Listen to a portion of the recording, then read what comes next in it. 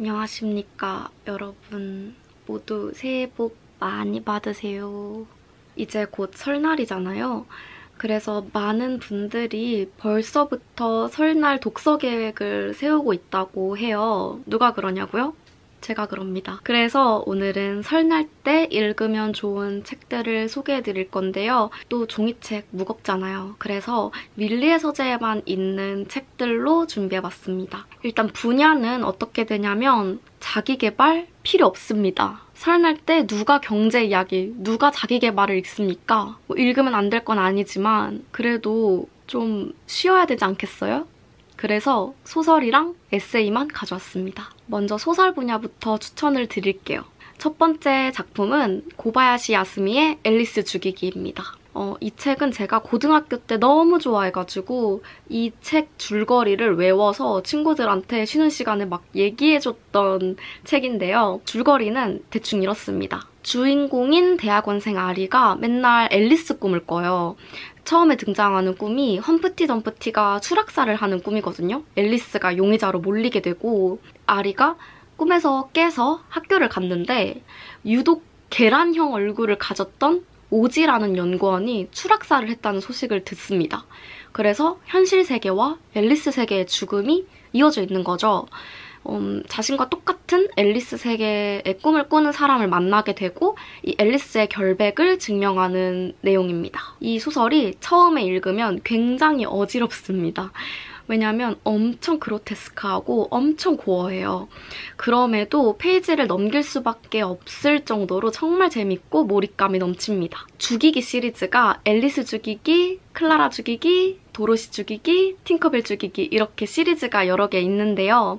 다 이어져 있긴 하지만 저는 첫 번째 소설이 제일 좋았기 때문에 앨리스 죽이기를 추천드립니다. 그다음 두 번째 소설은 초월하는 세계의 사랑이라는 한국 SF 소설집입니다. SF 단편 5개가 들어가 있고요.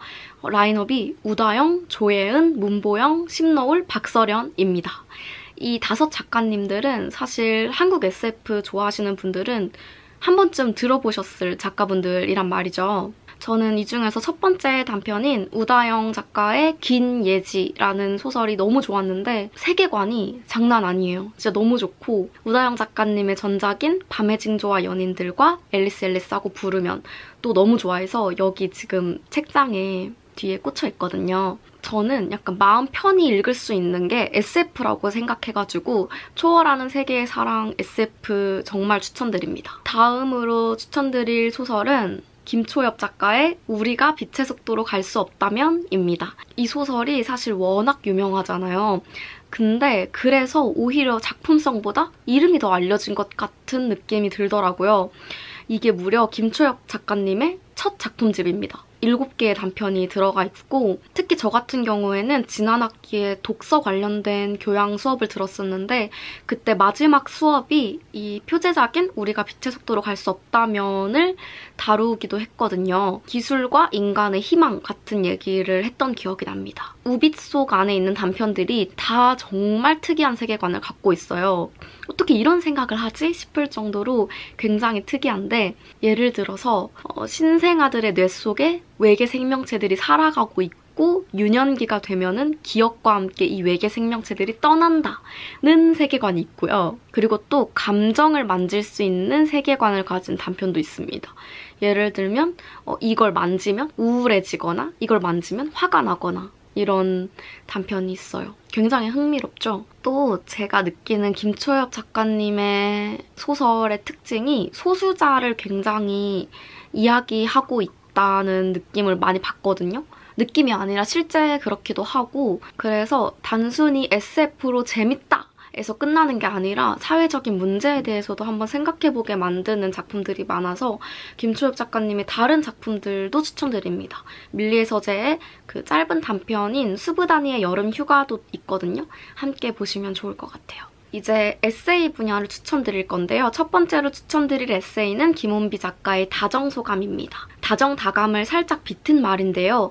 다정들에게서 얻은 작고 소중한 감정이라는 뜻도 있고 또 내가 받은 다정에 대한 소감을 뜻하기도 한다고 합니다. 제가 가장 인상 깊었던 부분을 읽어드릴게요.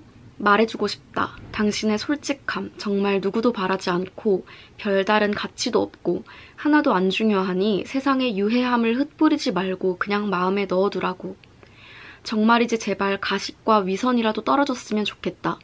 세월호 참사 같은 타인의 커다란 비극을 공감하지 못하겠으면 눈치껏 슬퍼하는 척이라도 했으면 좋겠고, 내 기분에 거슬리더라도 시대의 윤리적 흐름을 받아들이며 제발 깨어있는 척이라도 했으면 좋겠고, 도덕적 우월성? 그걸 누가 획득하는 것이 그렇게나 분하면 본인도 획득하려고 노력했으면 좋겠다. 이 부분에서 제가 머리를 한 대 맞은 느낌이었어요. 제가 상처받았던 그 솔직함에 탈을 쓰고 뱉는 나쁜 말들이 떠오르기도 했고요. 요즘 워낙 그런 말들이 많잖아요. 그래서 이 부분에서 정말 크게 와닿았던 것 같습니다. 이거는 정말 가볍게 볼 수 있고 웃으면서 볼 수 있는 에세이라서 설에 누워서 편하게 보시길 바라겠습니다. 두 번째 에세이는요. 김창완 선생님의 찌그러져도 동그라미입니다. 인데요. 아름다운 이 아침 김창완입니다. 라는 라디오에서 직접 쓰신 오프닝을 엮은 글들이에요. 이 글들이 오프닝 멘트라서 되게 짧고 부드럽게 읽혀요. 에세이의 제목의 유래를 아시는 분들도 있겠지만 모르시는 분들을 위해서 말씀을 드리자면은 라디오 사연자분께서 회사 생활에 대한 고충을 이야기하는 사연이었는데 김창완 선생님께서 47개의 동그라미를 그려보겠습니다 하면서 그중에서 2개의 동그라미만 좀 그럴듯한 동그라미거든요. 회사 생활도 47일 중에 이틀이 동그라면 동그란 것이니 괜찮다 뭐 이렇게 위로했던 편지가 화제가 돼서 이 책의 제목이 되었다고 해요. 굉장히 일상에 대한 소중함을 느끼게 하고요. 또 내 자신을 돌아보게 만드는 그런 글들이 많았습니다. 세 번째로 추천드릴 에세이는요. 김신지 작가의 기록하기로 했습니다입니다. 제가 정말 주변에서 알아주는 기록러거든요. 또 특히 많은 분들이 새해 목표로 다짐하는 대표적인 게 일기 및 기록이잖아요. 진작 새해는 설날부터라고 하니까 우리 기록에 대한 의지를 다시 한번 잡기 위해서 이 책을 읽어봅시다. 이 책에서 이런 문장이 나와요. 잘 산다는 건 다른 게 아니라 결국 좋은 순간들을 잘 기억해두는 일이 아닐까 싶어. 알쓸신잡에서 김영하 작가님께서 말씀하신 것 중에 일기는 나만 보는 글이고 나만 보는 공간을 그렇게 꾸준하게 기록한다는 것은 결국에 나를 사랑하는 일이다. 뭐 이런 얘기를 하신 게 있었거든요. 특히 우리가 우울할 때는 굉장히 생각이 많아지고 내면을 막 깊게 파고들잖아요. 저 같은 경우도 일기를 매일 쓰지만 우울할 때 유독 길어요. 이래서 우울했고 저래서 우울했고 그런데 행복했을 때는 그냥 좋았다. 이렇게 끝나거든요. 그런데 행복한 일기를 조금 더 길게 남겨둬야겠다. 나중에 시간이 지나서 내가 이 일기를 다시 읽었을 때 내가 이 순간을 정말 행복하게 즐겼구나 라는 생각을 할 수 있도록. 그래서 올해 목표는 행복한 일들을 많이 기록하는 거예요. 이 영상을 보고 있는 여러분들도 행복한 순간들을 많이 기록해보시는 것을 추천드립니다. 제가 에세이랑 소설만 추천드린다고 했는데 사실 에세이라고 말하면 에세이인 것 같기도 하고 인문사회라고 말하면 인문사회 서적 같기도 한 책 몇 가지를 소개해드릴 건데요. 일단은 카테고리는 2가지입니다. 여성과 사회. 먼저 첫 번째로는 보이지 않는 여자들입니다. 이 책은 젠더 데이터 공백에 대한 책이에요. 젠더 데이터 공백이란 남성 데이터를 기본값으로 보편화하여 거의 모든 영역에 이 기준을 적용함으로써 남성 위주로 편향된 데이터를 갖는 현상이에요. 좁게는 스마트폰 설계부터 넓게는 도시, 의료, 재난까지 거의 세상의 모든 분야가 얼마나 여성에게 불리하게 기울어진 운동장으로 작용하는지를 얘기합니다. 저자가 말하는 게 갈수록 AI가 빅데이터를 학습해서 정보를 얻는 세상이 돼가고 있는데 이 AI가 습득하는 통계들과 자료에 여성들이 얼마나 배제되어 있는가를 얘기하거든요. 나의 바운더리 안에서 어떻게 이런 젠더 데이터 공백을 메꿀 수 있을지에 대한 고민을 조금씩 해보는 계기가 되었으면 좋겠어요. 이 책이. 다음으로 소개드릴 책은 우리에겐 언어가 필요하다인데요. 책은 너무 당연한 말들만 합니다. 그런데 저는 제 생각을 글로, 말로 이 저자만큼 조리 있게 표현하지 못해요. 그래서 추천드립니다. 많은 분들이 이 책을 읽으면서 분노하고 또 답답해하고 억울하고 그러실 거예요. 이건 강남역 살인사건 이후인 2016년에 발간된 책인데 거의 약 10년이 지났는데도 아직도 달라진 게 별로 없다. 좀 있긴 한데 달라진 게 별로 없다.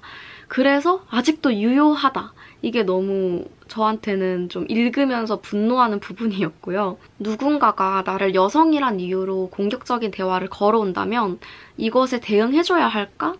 내가 대응하고 싶다면 어떻게 대응할 수 있을까를 알려주는 책입니다. 명절 때 읽으세요. 다음으로는 사회 분야의 책 2권인데요. 먼저 고통 구경하는 사회란 책입니다. 광주 MBC에서 사회부 기자로 근무하면서 각종 범죄나 재난 현장을 취재한 김인정 기자께서 쓰신 책이고요. 제가 이걸 읽게 된 이유가 최근 일어난 참사나 많은 정치적 다툼 같은 걸 미디어가 주목하고 있는데 이를 바라보는 개인은 어떤 시선을 가져야 할까? 또 그들의 고통을, 괴로움을, 폭력을 나는 그냥 소비하고 구경하는 게 아닐까라는 물음에서 이 책을 보게 되었고요. 기자로서 마주한 많은 현장에서 저자 역시 비슷한 고민을 하고 어떤 것이 옳은 언론인지 또 어떤 것이 미디어를 소비하는 주체로서 올바른 태도인지를 조금은 알려주는 책입니다. 지금 이 시기에 읽기 좋은 책이라고 생각했어요. 마지막으로 추천드릴 책은 슬픔을 공부하는 슬픔입니다. 문학평론가인 신영철 평론가의 산문집이고요. 이 제목에 대한 내용이 굉장히 인상 깊었는데 제가 읽어줄게요. 심장은 언제나 제 주인만을 위해 뛰고 계속 뛰기 위해서만 뛴다. 타인의 몸속에서 뛸 수 없고 타인의 슬픔 때문에 멈추지도 않는다. 타인의 슬픔에 대해서라면 인간은 자신이 자신에게 한계다. 그러나 이 한계를 인정하되 긍정하지는 못하겠다. 인간은 자신의 한계를 슬퍼할 줄 아는 생명이기도 하니까. 한계를 슬퍼하면서 그 슬픔의 힘으로 타인의 슬픔을 향해 가려고 노력하니까. 그럴 때 인간은 심장이기만 한 것이 아니라 슬픔을 공부하는 심장이다. 이런 부분입니다. 방금 읽으면서 너무 벅차올라. 이 책은 또 정치나 사회에 대한 얘기도 담겨 있고요. 특히 한강 작가에 대한 얘기도 있어요. 소년이 온다에 대한 부분도 있고 한강 작가의 작품을 되게 좋아하시더라고요. 한 약 10년 전 글인데 이 글을 읽으면서 제가 와 얼마나 한강 작가님이 수상하셨을 때 신영철 평론가님 얼마나 기쁘셨을까 이런 생각을 했습니다. 에세이 중에서는 난이도가 있는 에세이지만 그럼에도 정말 읽으면서 좀 감탄한 에세이였어요. 그래서 추천드립니다. 이렇게 제가 설 연휴에 읽으면 좋은 밀리의 서재에 있는 책들을 좀 추천해봤는데요. 그래서 너는 뭐 읽을 거냐 하시는 분들이 있을 것 같아서 제가 읽을 리스트를 좀 여러분들께 공유해드리려고 합니다. 물론 다 읽을 수는 없어요. 제가 읽다가 좀 병렬 독서도 하고 뭐 읽다가 중단하기도 하고 그럴 것 같은데 일단은 7작품을 담아놨습니다. 첫 번째는 김혜란 작가의 이 중 하나는 거짓말. 이 장편소설 너무 후기가 좋아서 담아놨고 두 번째는 문목화 작가의 돌이킬 수 있는 이거는 진짜 돌이킬 수 있는 안 읽은 눈 사고 싶다 막 이런 후기를 너무 많이 봐가지고 이거 정말 읽어야겠다 싶었고요. 그 다음에 정혜연 작가의 모델. 이거는 제가 워낙 위픽 시리즈를 좀 좋아해가지고 담아놨고 또 황모가 작가의 그린레터. 이것도 많이들 말씀해주시더라고요. 그래서 담아놨고요. 그 다음에 오렌지와 빵칼. 이것도 다들 좋다고 하셔서 담아놨습니다. 처음에는 이름 보고 이게 뭐야? 했는데 다들 재밌다고 하시더라고요. 다음은 화이트 블러드. 이거는 제 친구가 재밌다고 읽어보라고 추천을 한 작품이고요. 딱 하나 마지막 에세이로는 아무튼 디지몬입니다. 이거 천설란 작가님이 쓰신 건데 저는 디지몬을 한 번도 본 적이 없지만요. 디지몬을 안 보신 분들도 이걸 읽으면서 뭉클 울컥한다는 후기가 있어가지고 한번 읽어보려고 합니다. 아무튼 이렇게 제가 읽을 작품들까지 공유드렸고요. 여러분 모두 설 연휴에도 재밌는 독서 생활 되시길 바라겠습니다. 오늘 영상은 여기서 마무리하도록 하겠습니다. 여러분 모두 새해 복 많이 받으시고 설 연휴 모두 따뜻하고 건강하고 행복하게 보내시길 바라겠습니다. 안녕!